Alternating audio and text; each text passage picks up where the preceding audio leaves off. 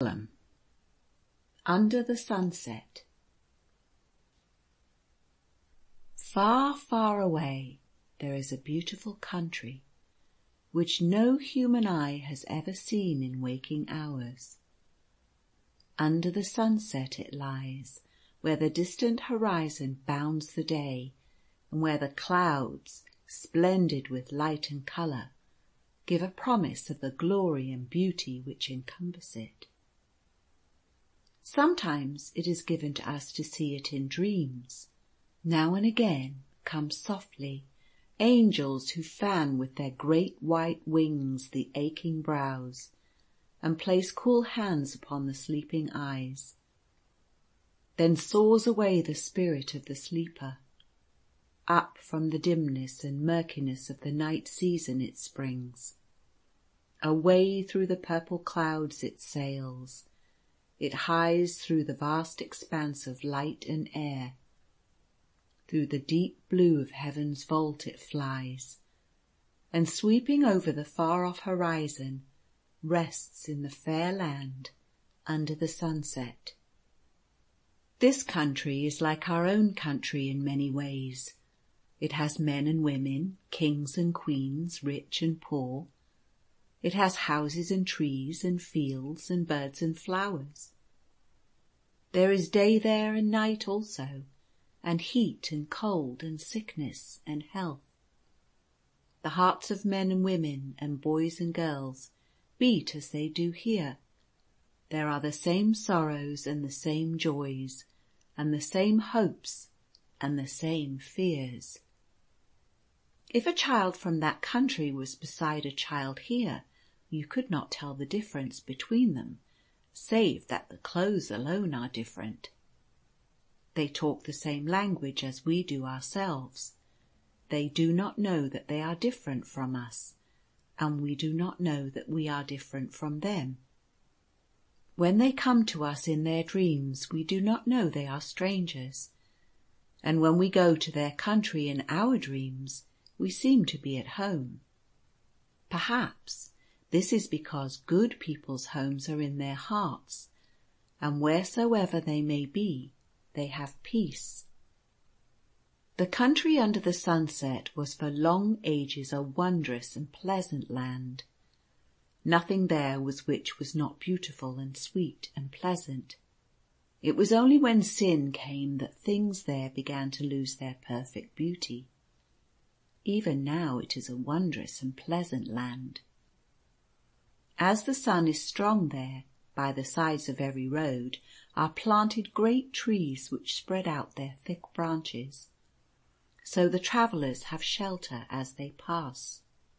The milestones are fountains of sweet, cold water, so clear and bright that when the wayfarer comes to one, he sits down on the carved stone seat beside it and gives a sigh of relief, for he knows that there is rest. When it is sunset here, it is the middle of the day there. The clouds gather and shade the land from the great heat. Then for a little while, everything goes to sleep. This sweet, peaceful hour is called the rest time. When it comes, the birds stop their singing and lie close under the wide eaves of the houses, or in the branches of the trees where they join the stems. The fish stop darting about in the water and lie close under the stones, with their fins and tails as still as if they were dead. The sheep and the cattle lie under the trees. The men and women get into their hammocks, slung between trees or under the verandas of their houses. Then, when the sun has ceased to glare so fiercely and the clouds have melted away, the living things all wake up. The only living things that are not asleep in the rest time are the dogs.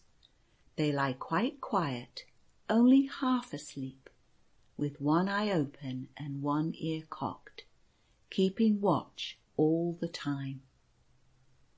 Then, if any stranger comes during the hour of rest, the dogs rise up and look at him, softly, without barking, lest they should disturb anyone. They know if the newcomer is harmless, and if it be so, they lie down again, and the stranger lies down too, till the rest time is over. But if the dogs think that the stranger is come to do any harm, they bark loudly and growl.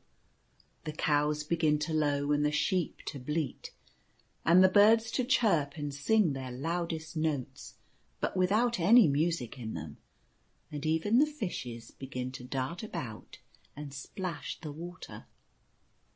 The men awake and jump out of their hammocks and seize their weapons. Then it is an evil time for the intruder. Straightway he is brought into the court and tried, and if found guilty, sentenced, and either put into prison or banished. Then the men go back to their hammocks, and all living things retire again till the rest time is over. It is the same in the night as in the rest time, if an intruder comes to do harm. In the night only the dogs are awake, and the sick people and their nurses. No one can leave the country under the sunset except in one direction. Those who go there in dreams, or who come in dreams to our world, come and go they know not how. But if an inhabitant tries to leave it, he cannot except by one way. If he tries any other way, he goes on and on, turning without knowing it, till he comes to the one place where only he can depart. This place is called the portal, and there the angels keep guard. Exactly in the middle of the country is the palace of the king, and the roads stretch away from it on every side. When the king stands on the top of the tower, which rises to a great height from the middle of his palace, he can look along the roads, which are all quite straight. They seem to become narrower and narrower as they get further, till at last they are lost altogether in the mere distance. Round the king's palace are gathered the houses of the great nobles, each being close in proportion to the rank of its owner. Outside these again come the houses of the lesser nobles, and then those of all the other people, getting smaller and smaller as they get further. Every house, big and little, stands in the middle of a garden, which has a fountain and a stream of water in it, and big trees and beds of beautiful flowers. Farther off, away towards the portal, the country gets wilder and wilder. Beyond this there are dense forests and great mountains, full of deep caverns as dark as night. Here wild animals and all cruel things have their home. Then come bogs and fens and deep, shaky morasses and thick jungles.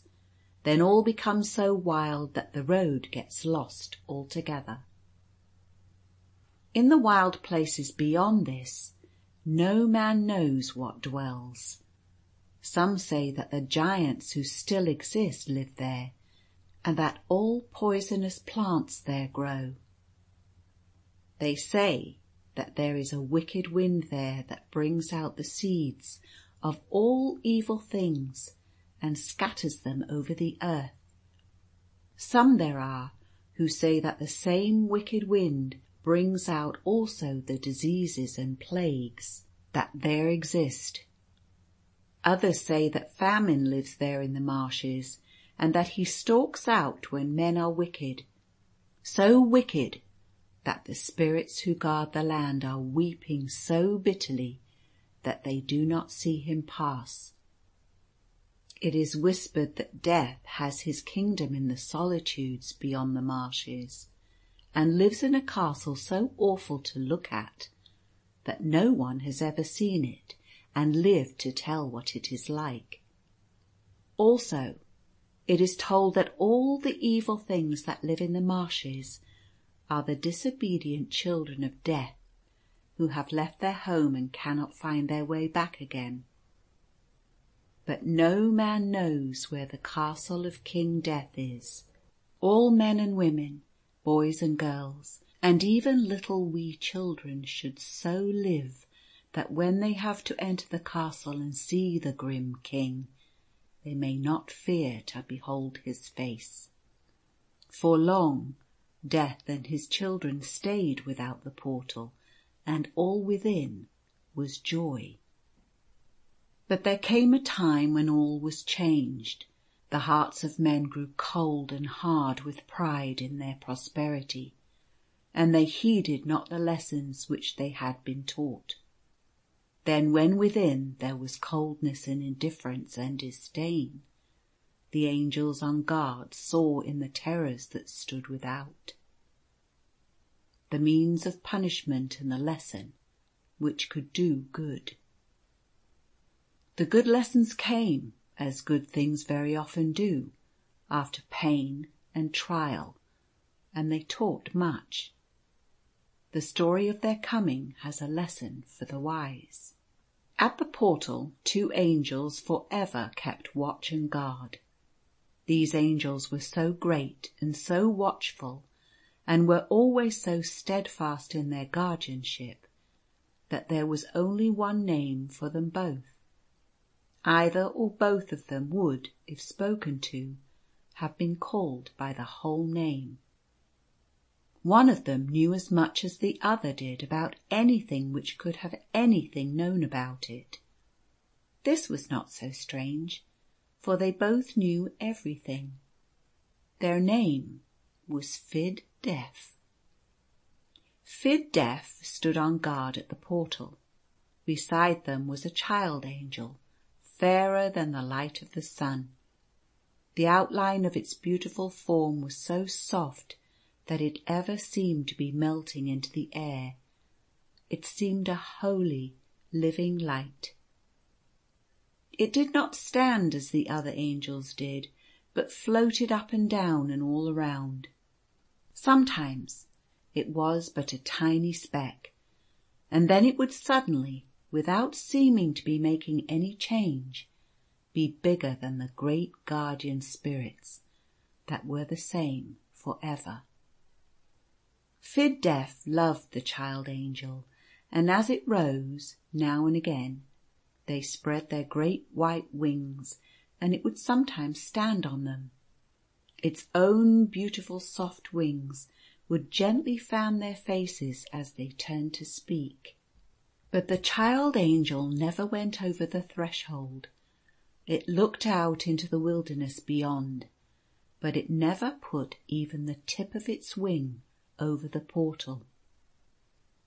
It was asking questions of Fid Def, and seemed to want to know what was without, and how all there differed from all within.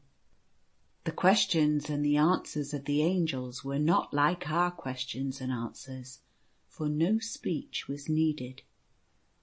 The moment a thought occurred of wanting to know anything, the question was asked, and the answer given. But still the question was given by the child angel and answered by Fid Def.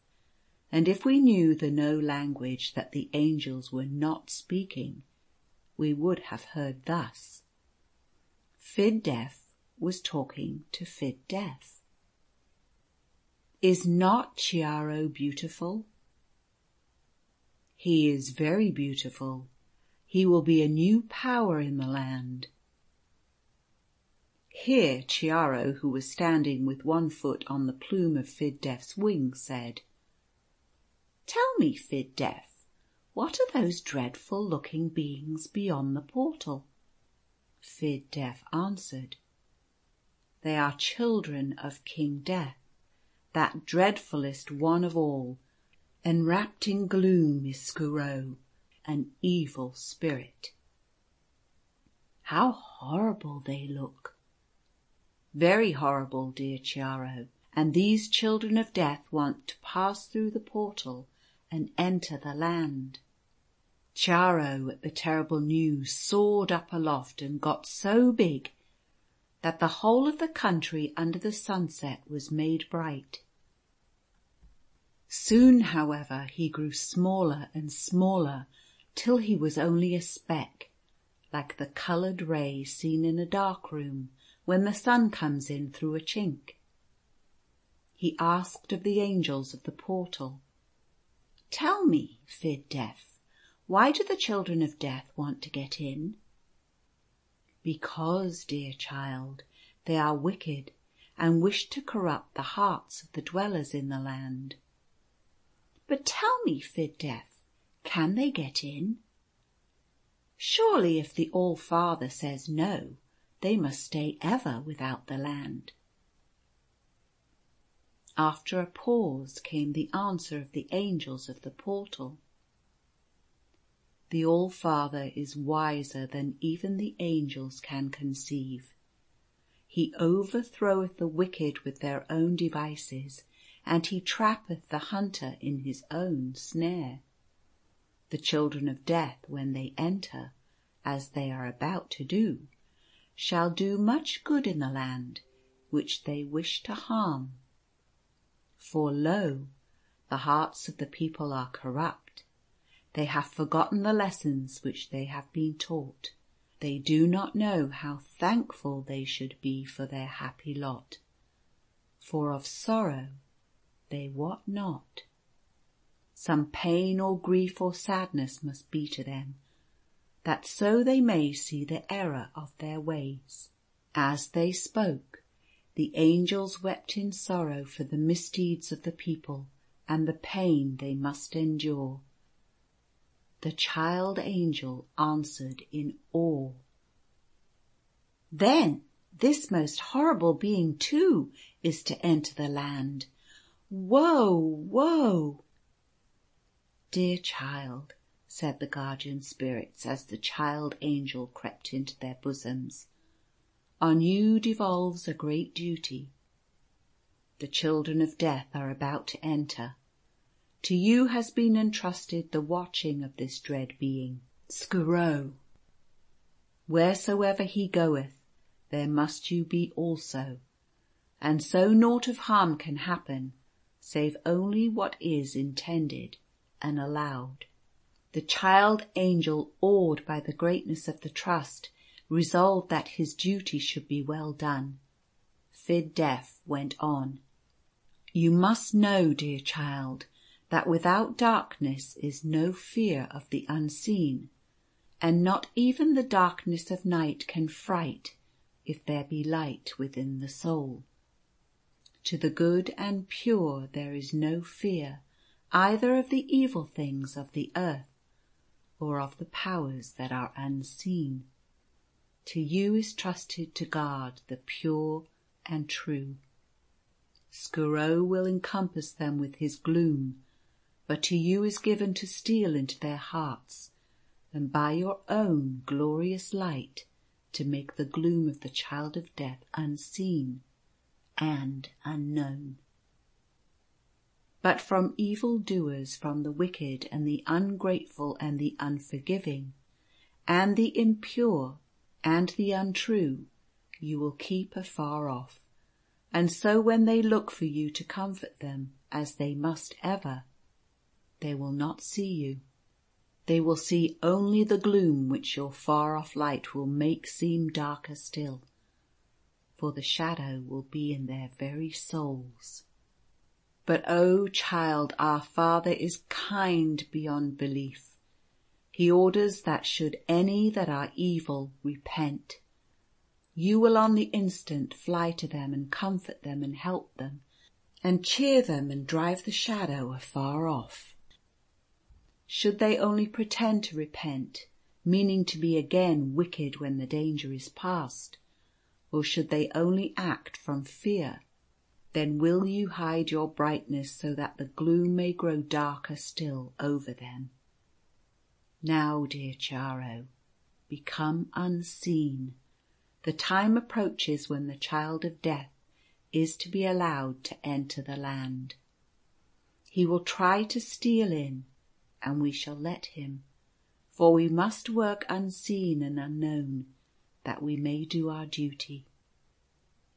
Then the child angel faded slowly away, so that no eye, not even the eye of Fid Def, could see him, and the guardian spirit stood as ever beside the portal.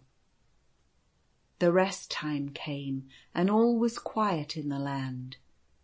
When the children of Death, afar off in the marshes, saw that nothing was stirring, save that the angel stood as ever on guard, they determined to make another effort to gain entrance to the land. Accordingly, they resolved themselves into many parts.